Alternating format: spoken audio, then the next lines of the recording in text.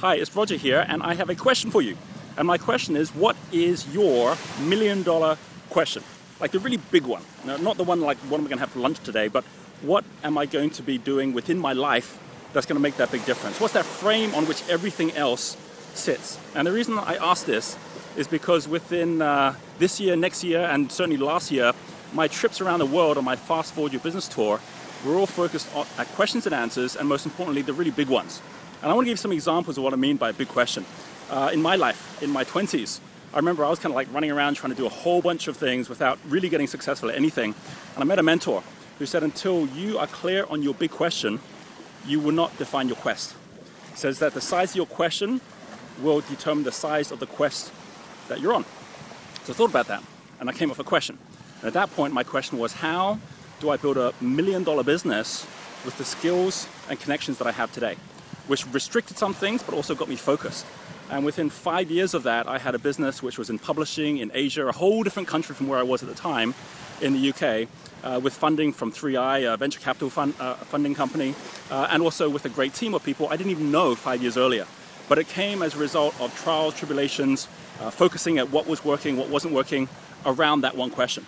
And then in my 30s, I changed it. And the question then became, how do I leave a lasting legacy through the people and places I touch? How can I make a big difference through entrepreneurship and my passion for it? And that was about the time when social entrepreneurship started showing up. And we created a group, again with a group I hadn't met before that, a group around the world called Excel, which became a social enterprise, culture and entrepreneur network that you would find in about 50 or 60 countries by the time we were 7 or 8 years down the line from there. And then I got to my 40s. And at that point, again, not without trials and tribulations, but with focus, I said to myself, what's different now? I have a family that's getting older, they were all at school, they were spending time without me as I was traveling, and I came up with a new question, which is, how do I go about making the biggest difference from a beach in Bali? So here we are, in Bali.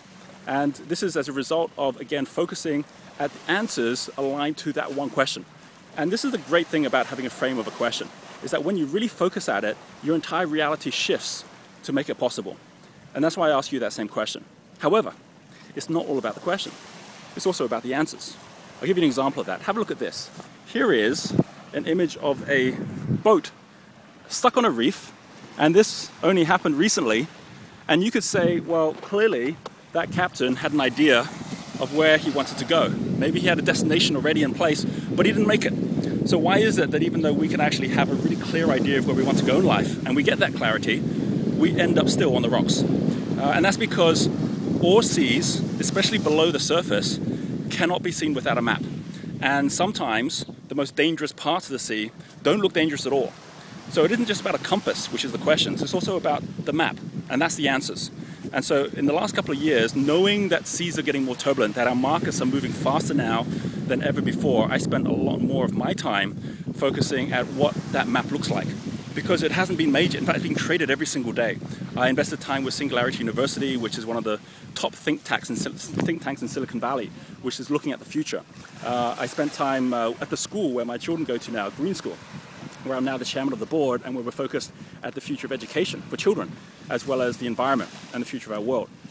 And what's interesting in all these circles is there's very smart people who are spending time looking for answers to where we're all heading.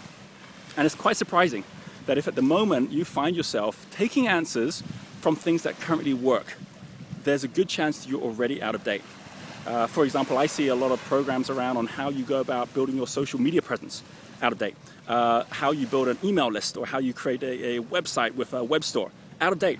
I still remember 15 years ago, 1995, 96, everyone at that point was talking about how to do really strong mail lists, online, not online, because there was no online at those times, internet was just starting, but how to build really strong mail lists, because that was the future.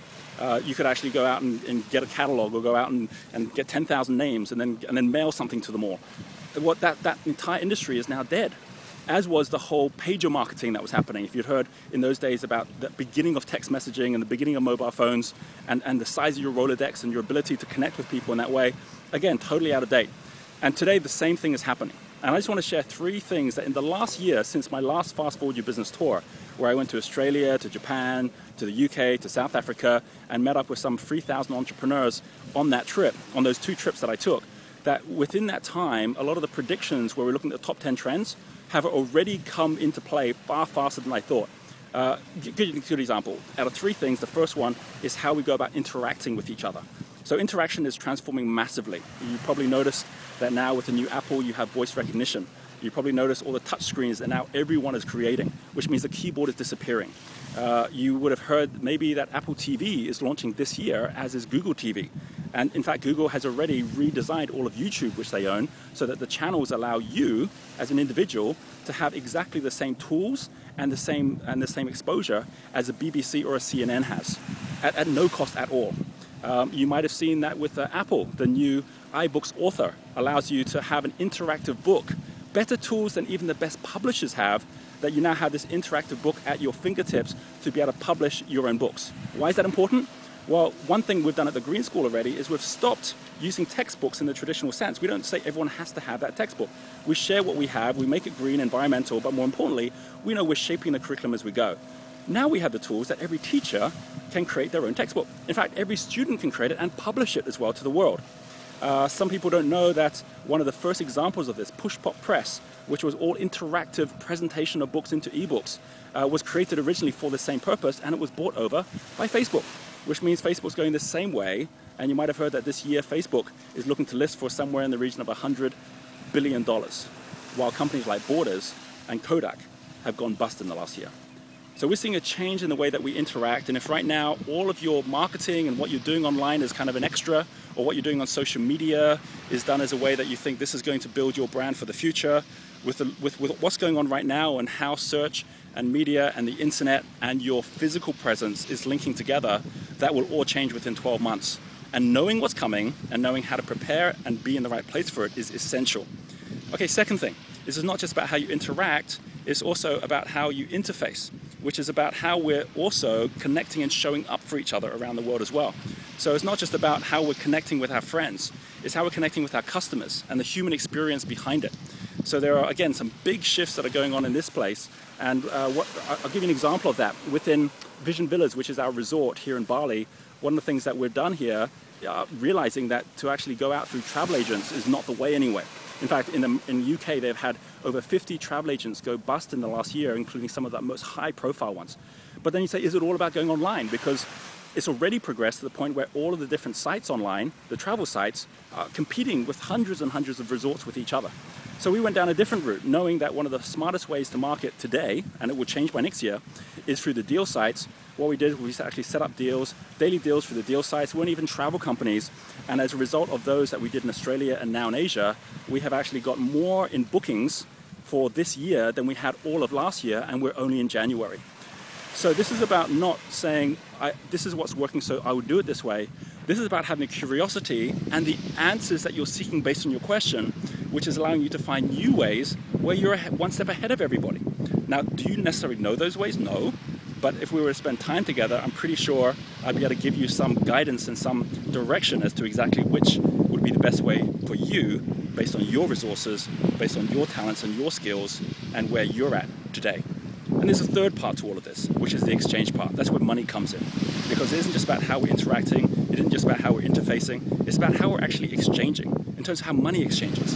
And in this, there has been the biggest shift of all, in that there was a time you had to go and set up a payment gateway and set up a PayPal or a Visa or a merchant facility in order to take payment, and you had to link it all together. Those days are done, they're gone. Nowadays, you've got app millionaires who just use the Apple bank, which is what it is, in order for them to be able to just get you to click a button and you buy. Amazon has the same facility now, which is why there's already companies that have actually made, or companies and individuals, in fact authors, who have sold over 1 million books in the last year on something like Kindle, and they don't even have a publisher. In your case, there is a way to get out to hundreds of thousands or millions with whatever your product is, whatever your service is, whatever you want to achieve.